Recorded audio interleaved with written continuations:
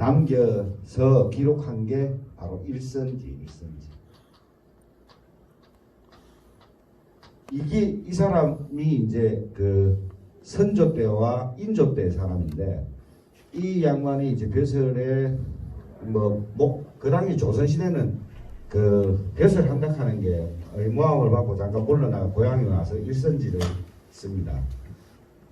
그리고 우리가 선산시편이라고 지금 이 기록의 선비가 대단한 게 뭔가 하면 선산시편을 써요. 선산시편으로 정의를 해요.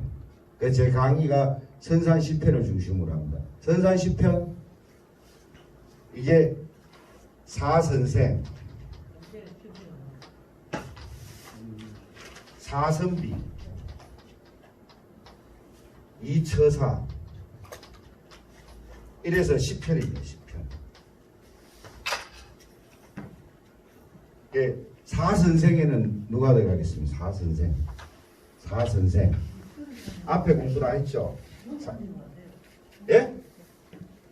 사선생. 꾸비 가면, 선상 가면 제일 유명했던 선생이 누굽니까? 예? 길제죠. 그 다음에 또 선생님. 그 다음 제일 유명한 선생님. 김종지. 그 다음 또 제일 유명한 사람. 저번 시간에 했잖아요. 예? 신당 정붕 선생. 그 다음 정붕생이 배운 사람 누구예요? 박영. 송당 박영. 이 네 사람을 사선생이라고 정의합니다. 이 선산시편을 이야기한 게 이 인제최현 선생이 그 금생이문록이라고 한 게 있어요. 금생이문록. 이게 허구소설인데, 한문 허구소설인데, 금생이라고 한 사람이, 나라가, 이 사람이 살았던 시대가 임진왜란과 병자호란의 시대예요. 그러니까 조선시대 가장 불행했던 시공간에 살았던. 그래 막 사람이 이게 그 불행해지면 뭘 사람이 찾습니까? 예? 희망을 찾습니다. 희망을 찾는데, 희망을 찾으면서 평화로운 세상이 도래하라 그래서 그런 성으로 해서 이 선산의 시편들을 만나보고 싶은 거예요. 그래서 금색이라 하는 어떤 사람을 통해서 꿈속에서 이 선산 시편을 만나서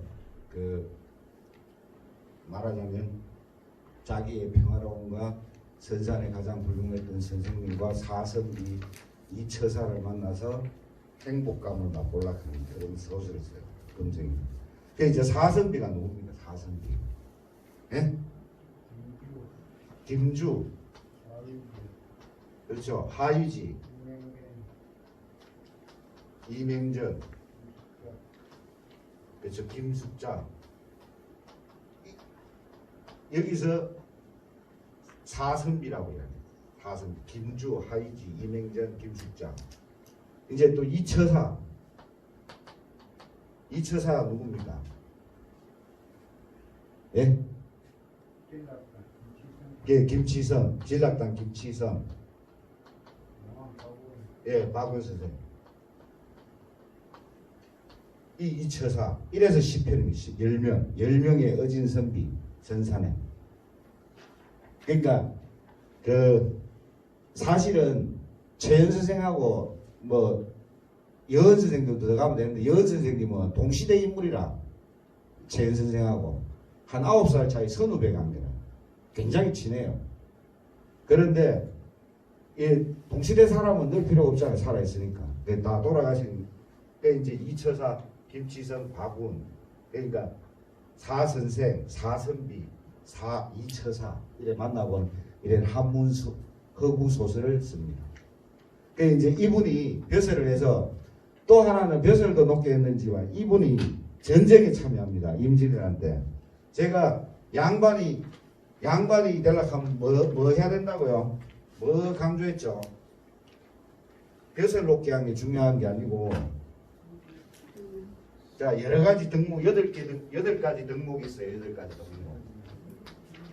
덕목이 있는 것 중에 국가가 위기가 왔을 때 어떻게 해야 된다 했죠? 행동해야 된다. 행동. 행동을 못하면 양반이 아니라 이제 임진왜란이 났는데 그때 이제 그 가면은 다음 시간에 하겠는데 경암 노경임 말하자면 경암 노경임에서 여은 선생 생질이에요. 생질. 조카가 아니고 생질이라고 했죠. 노수함 선생 아들. 이분이 대장하고 부장이 누군가 하면은 건재 박수일,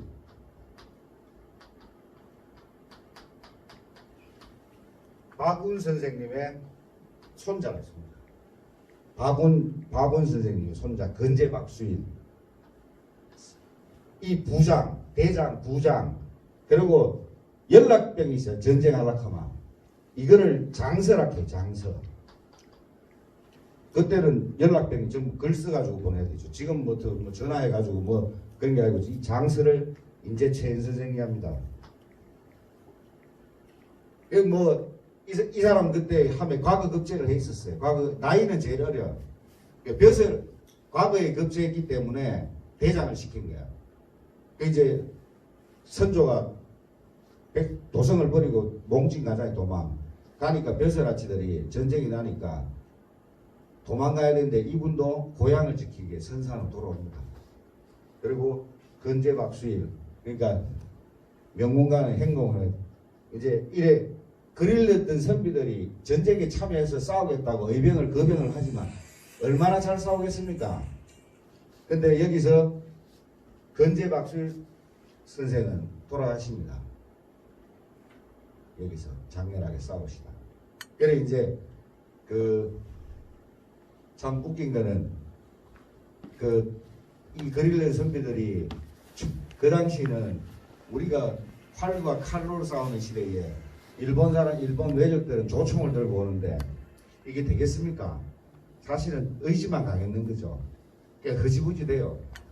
그렇지만은 열심히 싸웁니다. 그 이제 이 위기의 시대 때 이런 선비들이 있었어요. 그리고 임난 때 지금 여기 김치선 김종무인데 이분은 그 벼슬이 이 사근도 철방이라 하는 벼슬을 하고 있었어요. 사근도 철방이 뭐냐면은 우리가 그 암행의사 마패 있죠. 마패에 보면 말이 4개인가 5개 있죠. 그거는 그만큼 권한을 가져요. 말을 가졌다 하는 거 엄청난 권한이에요. 그걸 역마를 관리하는 벼슬이에요. 사근도 철방이. 그런데 이제 저기 멀리 있다가 이분은 상주로 가서 상주 북천전투에서 전사하십니다. 여기서는 이제 이분들은 노경임 선생 살아남고 이제 제 선생 건재 박수일 선생님 돌아가십니다. 건재 박수일 선생님 여기 후손이 와 계십니다. 박수 한번 쳐주시죠.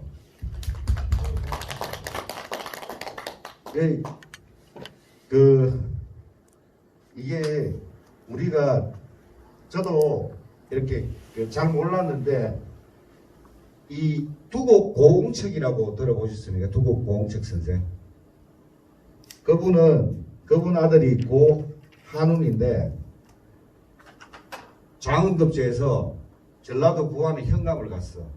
그 전쟁이 나서 외적이 쳐들어오니까 부안에서 병사들을 데리고 자기 고향 지키겠다고 구미까지 옵니다. 근데 금오산에 산성 있죠. 저 안에 들어가서 싸우다 보면 그 당시에 금오산을 상으로 하는데 그때도 스파이가 있었는 거예요. 기록에 의하면 외군의 사주를 받은 그 내부 사람, 이 조선 사람이 가서 이게 칼로 옆구리를 찔러가 죽입니다. 우리가 뭐 열심히 싸우면 배신자도 많았다는 거예요. 전쟁이 나면은 참혹합니다. 참혹한데 이제 인재 세연생이 늦은 나이에 44살에 그 벼슬길에 나갑니다. 벼슬길에 나가는데 그렇죠. 이때 함에 선조 때는 뭐가 우리 전쟁 말고 뭐가 있습니까? 정치적으로 살림 세력이 동인서인으로 나눠져요. 정치적 견해도 다르지만 서성이 누군가 다 달라집니다. 당연히 최현 선생님은 서성이 이 첫 번째 소년 때는 두곡 고흥책이에요. 두곡. 두 번째는 그게 안동의 학봉 김성일 선생. 그리고 나중에 만화서는 한강정구 선생. 이 세 명이 자기 스승들이에요. 어렸을 때 두곡 선생한테 두곡 고흥책이라고 저번에 5공단 그 뉴스에 봤죠. 5공단 이렇게 파다가 보니까 미라가 나왔다 하는 그 미라의 주인공이 두곡 고흥책 선생. 용한 박원 선생 다음으로 우리 선산 지역에서 태계 이양이 제자입니다. 태계 이양이 제자를 받을 때는 시험 봐가지고 아무나 안 받아요. 실력이 돼야 받아. 두곡 선생이 두곡 고흥처. 그 다음에 이제 좀 소녀이 그 다음에 학봉이 어딥니까? 안동이죠. 학봉 김성일 선생한테 가서 이제 또 이 성리학을 배웁니다. 학봉이 태계의 양대 제자 중에 하나는 서해 유성룡 선생이고 그 다음에 학봉 선생인데 학봉 선생님 동생 그러니까 질서가 됩니다. 학봉 선생님 진료하고 이제 최현 선생하고 결혼을 합니다. 그러니까 이 학봉 선생은 그 초유사를 합니다. 초유사가 뭐냐 하면은 임진왜란 당시에 학봉 김성일이 그 전쟁 났는데 광군은 다 거의 막 괴멸됐죠. 그러니까 의병을 동기하는 거예요. 백성이 나와서 쌓아달라고 초유사를 맡아가 하고 있는데 진주성 싸움에서 돌아가시죠. 돌아가는데 그러니까 학봉 선생님을 봤을 때 선성을 다 대부분 남인을 씁니다. 남인. 이 사람 정치했어요. 그러니까 여기는 북인 남인으로 갈라집니다. 동인은.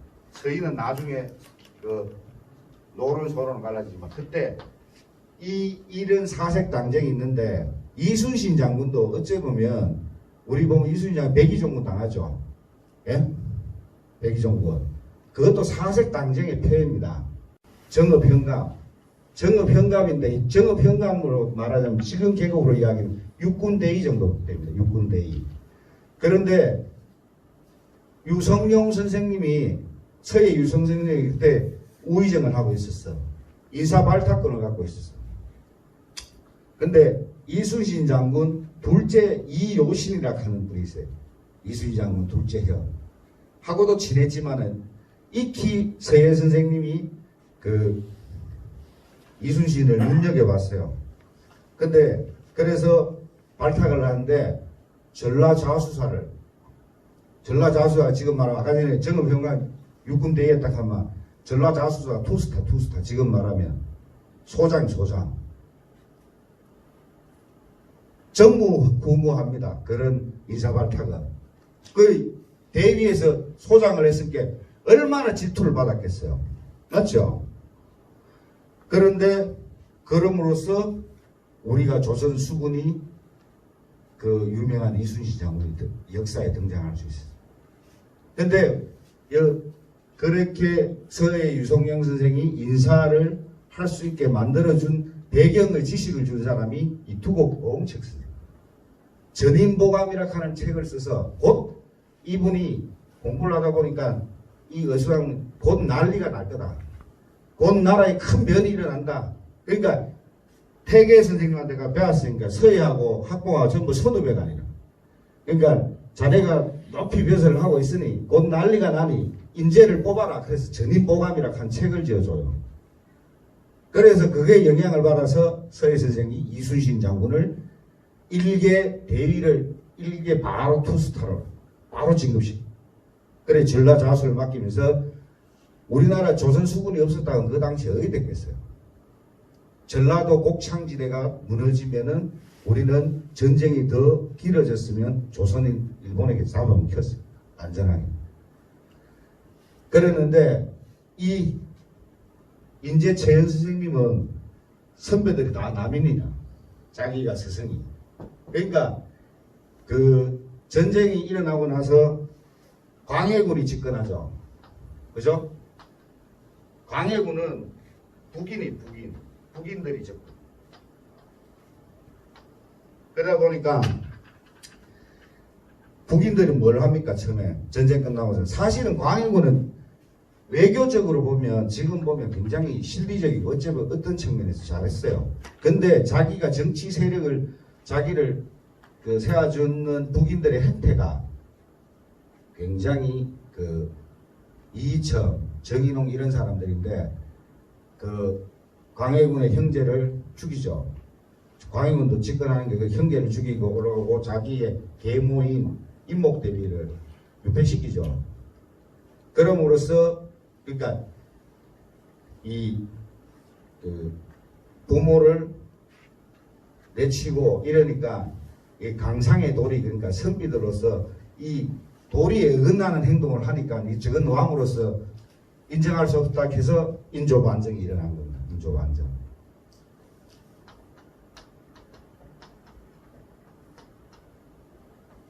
인조반정. 근데 이제 여기에 있으니까 북인이 집권하고 있으니까 북인이 같은 동인인데도 불구하고 남인을 미워했어요. 전개에서 축출하려고. 참 지금이나 항상 이 난리통에도 이래 막 싸우고 있는 거 보면 지금이 현재는 똑같죠. 그죠?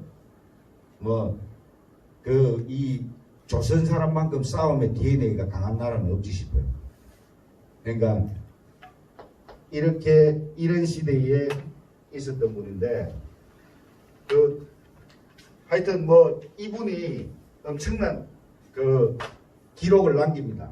기록을 남기고 역할도 많이 하고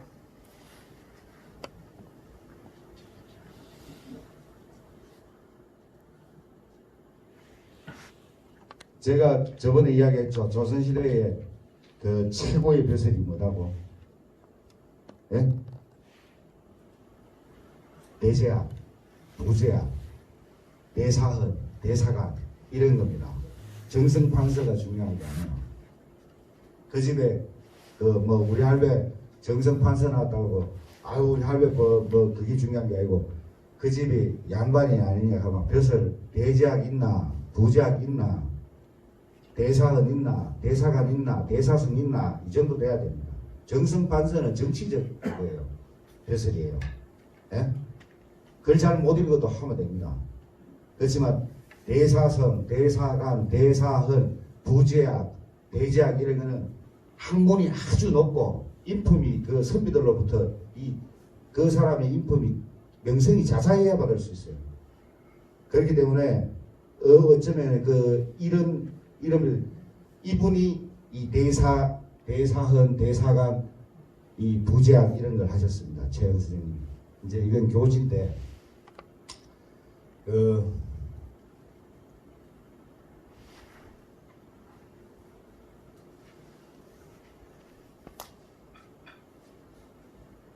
이제 최현 선생님은 저기 최심의 아들로 태어났는데 이제 이게가 지금 이 산소인데 여기가 이제 장천면에 가면 머들카는 데 있어요.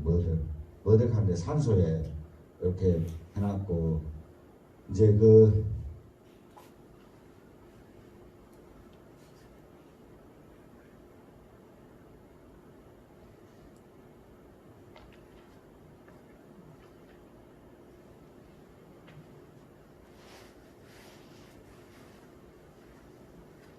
아까 전에 이순신 장군 이야기했는데 이순신 장군이 계급장 왜 잡혀가지고 장구 막 잘 싸우고 있는데 계급장 사성장군 계급장 떼가지고 이등병으로 강등시켰다가 그랬겠어요. 뭐 때문입니까? 일본들이 워낙 이순신이 잘 싸우니까 이순신을 끌어내려야 되겠어. 근데 거기 보면 일본의 그 소소행장이라 있어. 소소행장. 이제 이 양반이 그 일본에도 이 무사들 계급이지만은 신분적으로 우리나라도 의병이 많습니다. 의병이 왜 성공도 많이 실패한 원인 중에 하나가 신분이 있어요.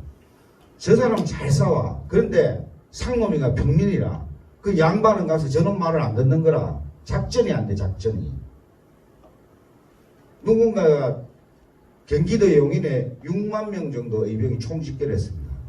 근데 거기서 신분 싸움 때문에 의병이 괴멸됩니다.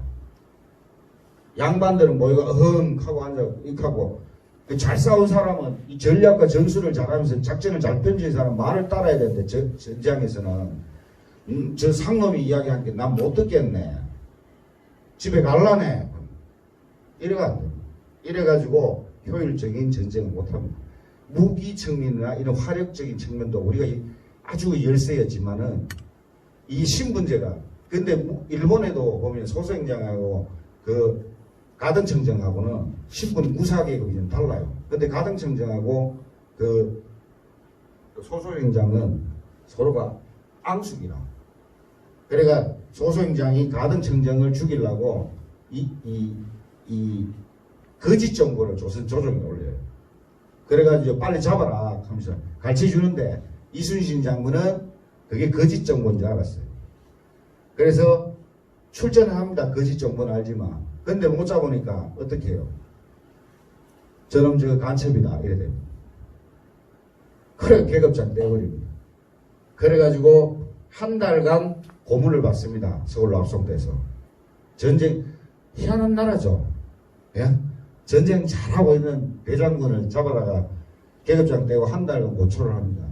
그 살려준 사람이 그러니까 이순신 장군을 살려준 키운 사람도 유성룡, 그 서해 유성룡, 그리고 여기 약포정탁, 그리고 이정형, 그리고 오리대감 이원이 있는데 그 실질적으로 도제찰사를 하고 있었어요. 이원익 대감이. 도제찰사가 뭔가 하면요. 요즘 말하면 이 계엄사령관이에요. 계엄사령관.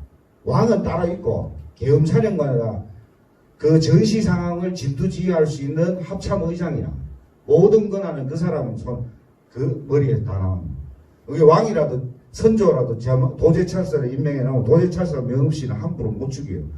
이 선조는 이런 게 있어요. 자기는 백성을 버리고 나라가 치도르니까 도망을 갔어. 근데 이순신은 내가 뭐 지원도 안 해줘 뭐 안 해줘 한데 혼자서 배 만들고 농사지가 군사 키워서 혼자도 잘 싸우는 이순신의 백성들이 누굴 좋아하겠어요? 백성을 버리고 한 임금을 좋아하겠어요? 아무 지원도 없는 저런 거를 자기가 농사지어가 굴량미 만들러 배 만들어 사람들 모아가 전쟁에 나가가 도와주지는 않는데 그거로가 열심히 잘 싸운 사람을 좋아하겠어요? 당연히 지금 국민의 정서는 이순신 편으로 백성의 민심은 가 있었습니다. 그러니까 선조 입장에서는 질투가 나겠어 안 나겠어요? 저놈 나는 진짜 지금 뭐 인기가 땅에 떨어져 있는데 저놈 너무 잘 싸우니까 질투심을 버립니다.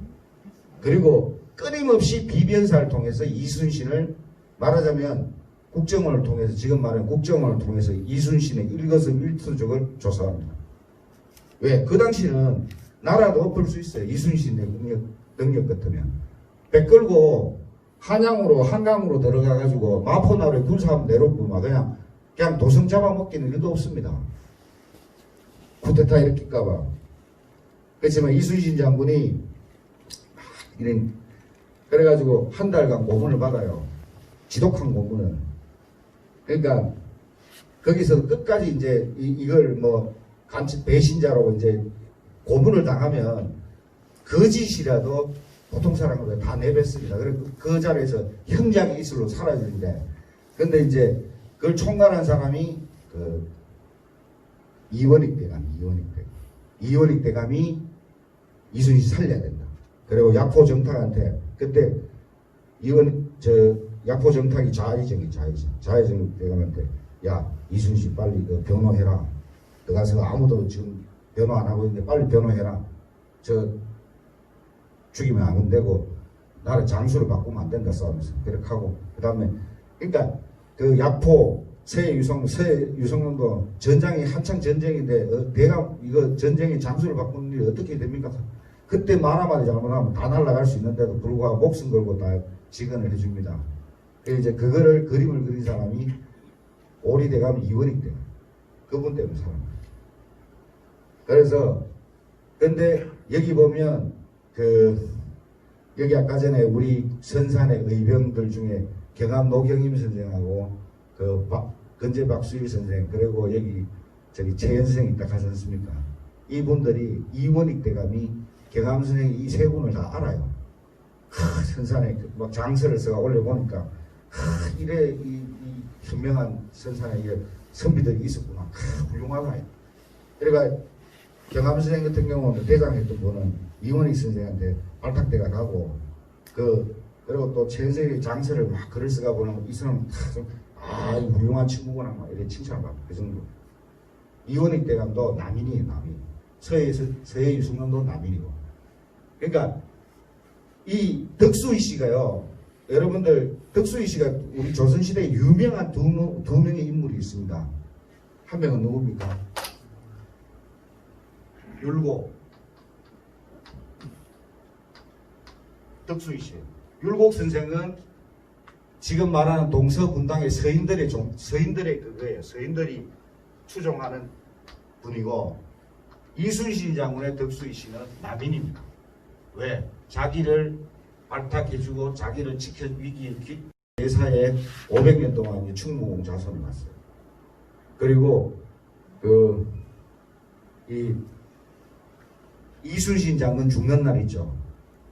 노량해전에서 죽을 때 죽는 날이 유성룡 대감이 파직당하는 날 같이 자기를 발탁해주고 자기 살려준 유성룡 대감이 자리에서 파직당합니다. 서인들에게 공약받아 파직당하는 날 이순신 장군 죽어요. 그러니까 이순신 장군은 제가 생각하기에는 살아남으면 나도 분명히 또 죽을 거다는 생각을 했지 싶어요. 영광스럽게 죽자. 이 전장을 하면요. 자기 밑에 휘하의 병사들이 자기 앞을 다 막습니다. 대장군이기 때문에. 요런 말하면 사성장군이에요. 사성장군. 사성장군인데 그래. 아무리 전력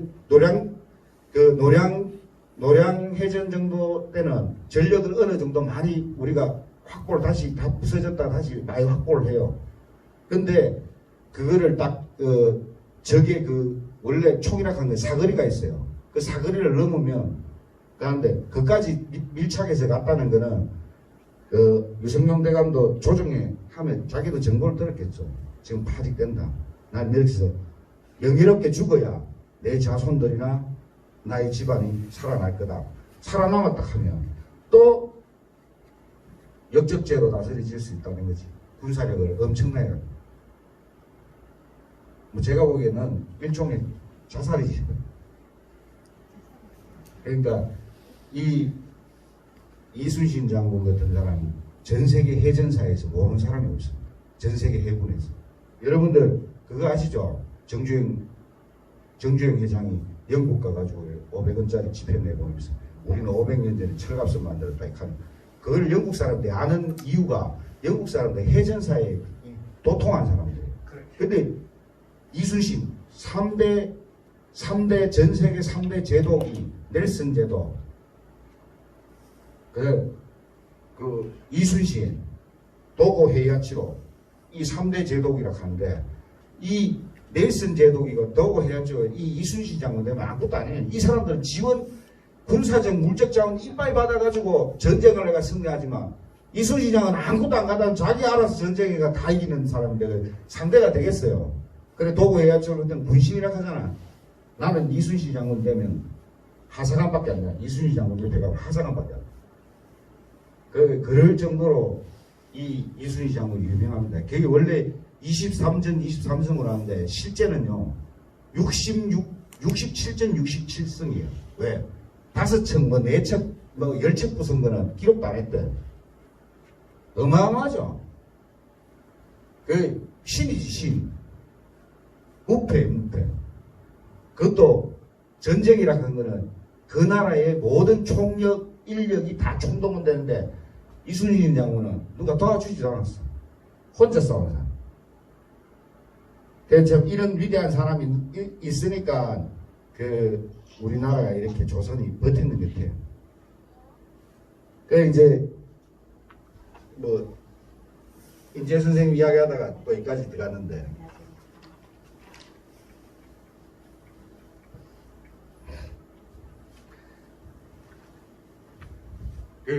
우리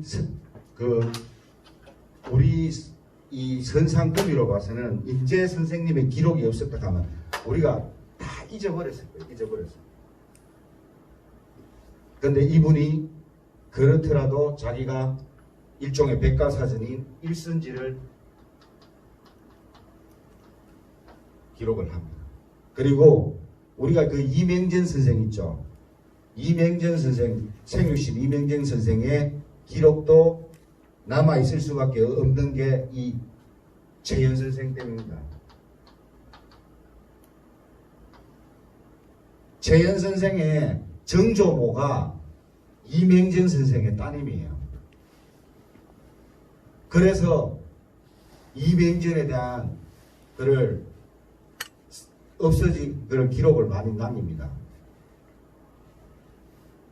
이 기록의 선비고, 그리고 이 관서로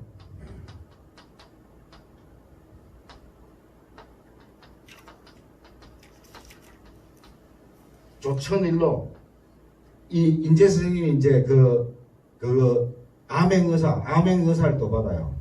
암행의사를 받는데 이 양반도 전쟁을 겪어보다 보니까 암행의사를 해도 국방에 대한 관심이 엄청나게 관심이 높아요.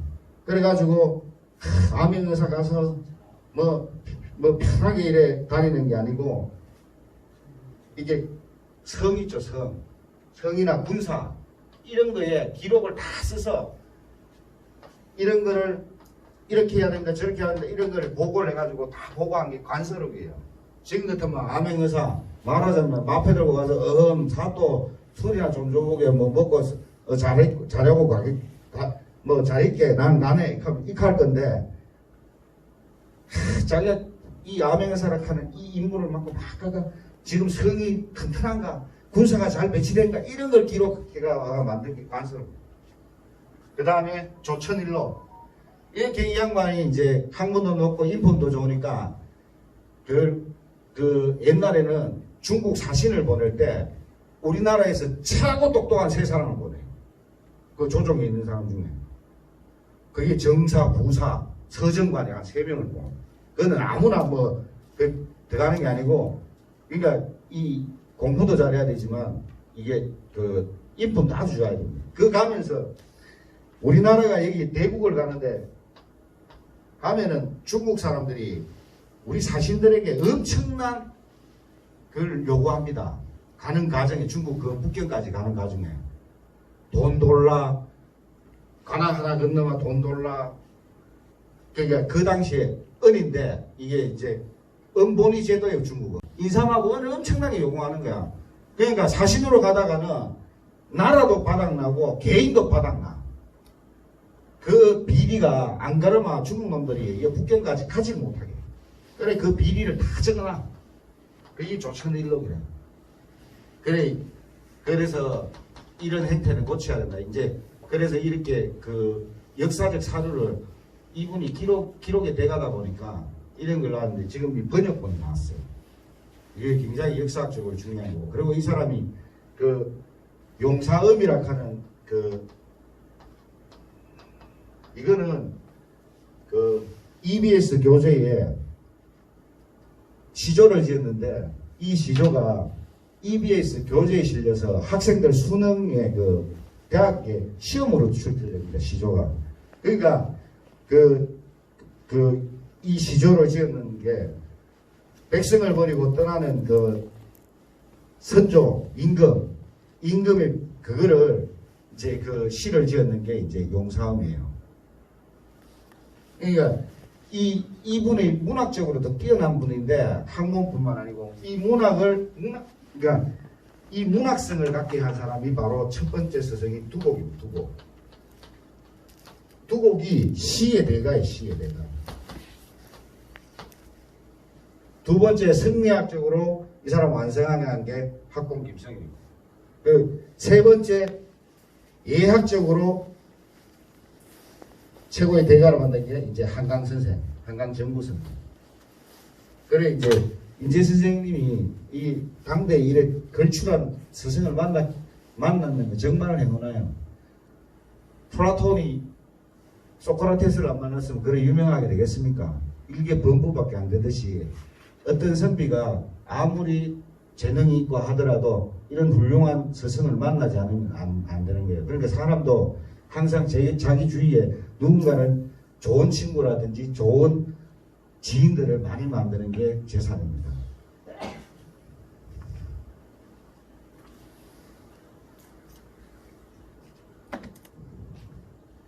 잠깐 5분 쉬었다 하겠습니다.